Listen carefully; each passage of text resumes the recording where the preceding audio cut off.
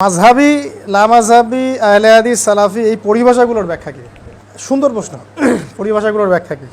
এখন কি ব্যাখ্যা শুনবেন? প্রকৃত ব্যাখ্যা শুনবেন না কথিত ব্যাখ্যা শুনবেন? একটা একটা করে বলি। আহলুল হাদিস একটা সম্মানের শব্দ। কিসের শব্দ ভাই? আহলুল হাদিস মানে হলো হাদিসের বিশেষজ্ঞ। হাদিসের বিশেষজ্ঞ দুটো অর্থ নেওয়া যায়। এক, আহলুল হাদিস মানে হাদিসের পণ্ডিত, বিশেষজ্ঞ, হাদিসের উপর দক্ষ।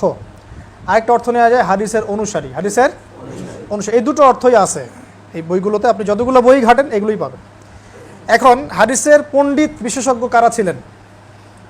ইমাম বুখারী, তিনি আহলুল হাদিস। হ্যাঁ। ইমাম মুসলিম আহলুল হাদিস। ইমাম তিরমিজি, নাসাই, ইমাম আবু দাউদ, ইবনে মাজাহ, দারাকুতনি, তারা কি আহলুল হাদিস কিনা?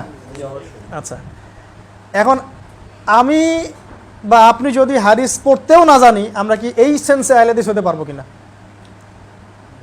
বুঝতে পারেন নাই? এই সেন্সে, কোন সেন্সে? হাদিসের বিশেষজ্ঞর কথা বলছি, হাদিসের অনুসারীর দিকে পরে আসছি। দুটা কথা বললাম, এক হলো হাদিসের বিশেষজ্ঞ, হাদিসের পণ্ডিত, একটা হলো হাদিসের অনুসারী। বিশেষজ্ঞ নিয়ে কথাটা শেষ করি আগে। তাহলে বিশেষজ্ঞ কারা? এই বড় বড় রিনাউন্ড যে মুহাদ্দিসিনে কেরাম, তারা কি সবাই আহলুল হাদিস? কোনো সন্দেহ আছে? এবং এটা নিঃসন্দেহে একটা নোবেল জায়গা, সম্মানের জায়গা। এবং ইনশাআল্লাহ আমরা আল্লাহর কাছে দোয়া করি তারা ইনশাআল্লাহ জান্নাতি। ইনশাআল্লাহ আল্লাহ জান্নাত দান করুন। আমি এখন এই সেন্সে, বিশেষজ্ঞের সেন্সে যদি আমরা এখন যারা হাদিস পড়তেও জানি না, এবারও তো পড়তে পারি না, মুখস্থও দু একটা বলতে পারি না, আমরা যদি বড় গলায় দাবি করি যে আমরা ওনাদের মতো আহলে হাদিস, কথাটা কি শোভা পাবে?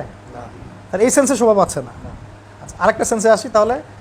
2 নম্বর সেন্স হাদিসের ফলোয়ার্স। অ্যান্ড ফলোয়ার্স, এই ফলোয়ার্স সেন্সে আমরা যদি এভাবে চিন্তা করি যে তারাই আহলুল হাদিস হচ্ছেন, ফলোয়ার্স সেন্সে যারা কোরআন এবং হাদিসের পরিপূর্ণটা মেনে চলেন, তাই নয় কি? কোরআন এবং হাদিসের পরিপূর্ণ বিষয়টা মেনে চললে আমরা তাকে অনুসরণের সেন্সে আহলে হাদিস বলতে পারি। এখন যদি কেউ কোরআন সুন্নাহর পরিপূর্ণতা না মেনে চলে, আংশিক মেনে চলে, তাহলে একজন বরেণ্য আহলে হাদিস আলেমেরই রেফারেন্স কোট করছি আমি।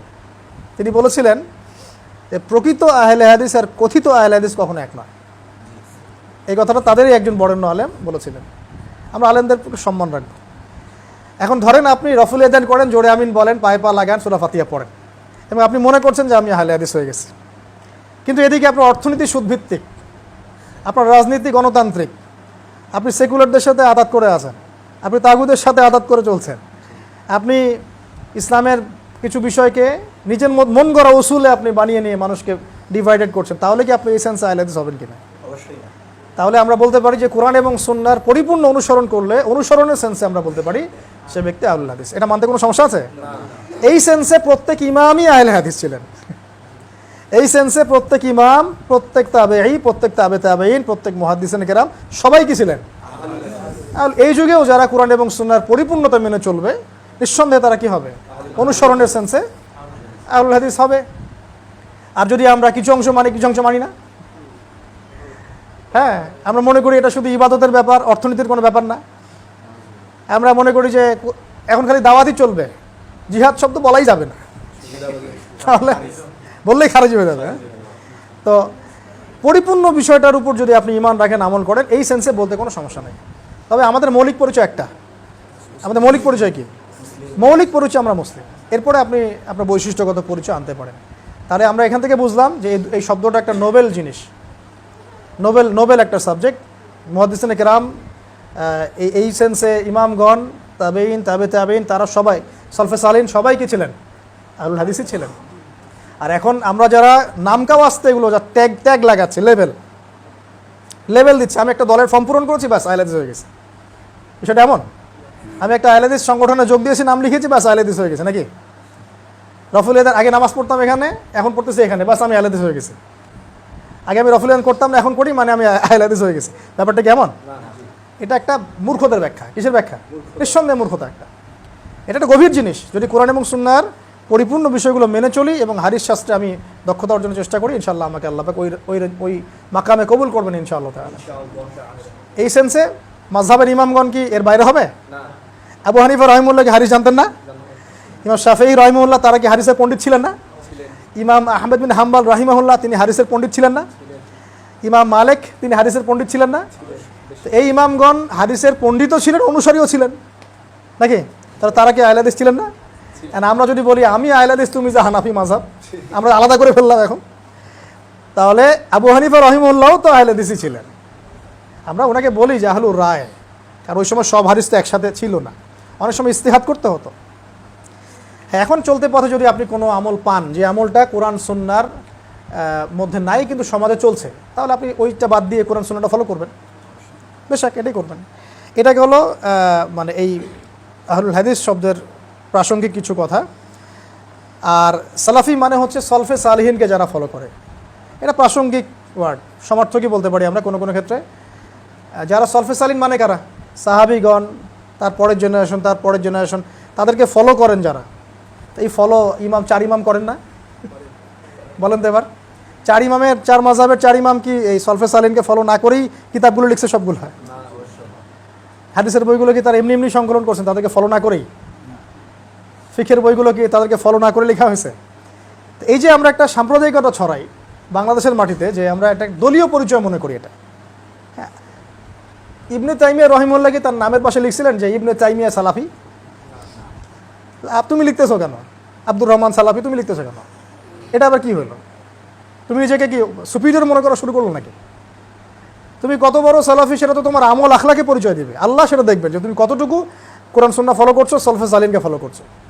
আমি যদি আমার নামের পাশে লাগাই যে আমি অমুক কারি, আমি অমুক কোরআনের বেত্তা, আমি অমুক মুফাসসির, আমি কত বড় মুফাসসির এটা তো আল্লাহ জানে ভালো।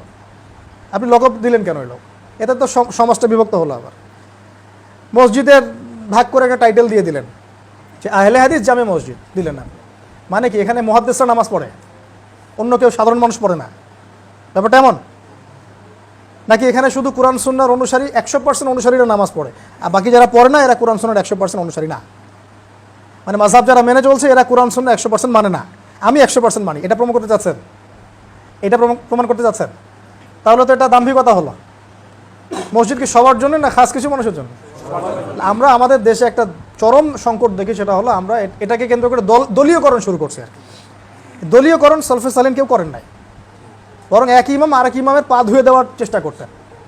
হ্যাঁ, এক ইমাম আরেক ইমামকে এমন সম্মান করতেন, কপালে চুমু খেতেন, পায়ে চুমু খেতেন। আর আমরা এখন কি করি বলেন তো? এই নামগুলো দিয়ে দল ক্রিয়েট করার পরেও কি এটা একটা ঐক্যবদ্ধ প্ল্যাটফর্ম হিসেবে আছে? না, এখানেও অনেকগুলো দল হয়ে গেছে, আর কত হবে? তাহলে এটা কি সহি হলো? নেক্সট স্রোতে ধোকা খেয়েছেন, আল্লাহ পাক বোঝার তৌফিক দান করতে হবে। সালাফি একটা ভালো জিনিস, এটা হলো সলফে সালিহিনদের অনুসরণ করা। এটা অনুসরণ না করে তো ইসলাম ফলো করতে পারবেন না। কোরআন সুন্নাহ তো সলফে সালিহিনকে মেনেই আমাদেরকে চলতে হবে। আল্লাহ পাক আমাদেরকে চলার তৌফিক দান করুন। আর লা মাযহাবি পরিভাষাটা এটা অন্য জিনিস, এটা হচ্ছে সে কোনো মাযহাবই মানে না, মানে হচ্ছে মানে আমি কোরআন সুন্নাহ নিজে মানি, আমার কোনো ভাইয়ের দরকার নাই, এর কোনো প্রকারভেদ নাই, এটা পুরোই বাতিল। এর কোনো প্রকারভেদের দরকার নাই, এটা পুরোটাই বাতিল। কারণ আপনি কাউকে ফলো না করে তো কোরআন সুন্নাহ মানতে পারবেন না। এই যে মনে করে এক ভাই, কথা তার নাম আব্দুল্লাহ, এই ভাই বেচারা এখন কোরআনের তর্জমা, তাফসীর, হাদিস কিছুই জানে না। এখন ও মনে করেন যে এগুলো পড়তে জানে না, লিখতে জানে না, এখন ও মাসলা ঘাটাঘাটি করতে পারে না। তো ও কী করবে এখন? ও নিঃসন্দেহে ওর এলাকার বা ওর দেশের বা ওর যেটা ওর কাছাকাছি আছে, ও যেটা সুযোগ পাচ্ছে, সে আলেমকে গিয়ে তো জিজ্ঞাসা করবে, হুজুর আমাকে একটু এটার ফতোয়াটা দেন, এটা কীভাবে কি কোরআন সুন্নাহ থেকে ঘেটে আমাকে দেন। তো হুজুর এখন কোরআন সুন্নাহ ঘেটে তাকে একটা ফতোয়া দিবে, ওটা তো তাকে ফলো করতে হচ্ছে। এই জিনিসটাই তো মাযহাব। এটা ফলো না করলে তো আপনি সরাসরি কোরআন সুন্নাহ মানতে পারবেন না। আমরা এই জিনিসগুলো দুনিয়াবি ক্ষেত্রে বুঝি। আপনি ডক্টর হতে চাচ্ছেন, স্যারদের বইগুলো না পড়ে, প্র্যাকটিস না করে, আপনি যে ক্লাসিক্যাল বইগুলো শেষ না করে, প্র্যাকটিক্যাল না করে, ইন্টার্ন পিরিয়ড না করে আপনি কি ডক্টর হতে পারবেন?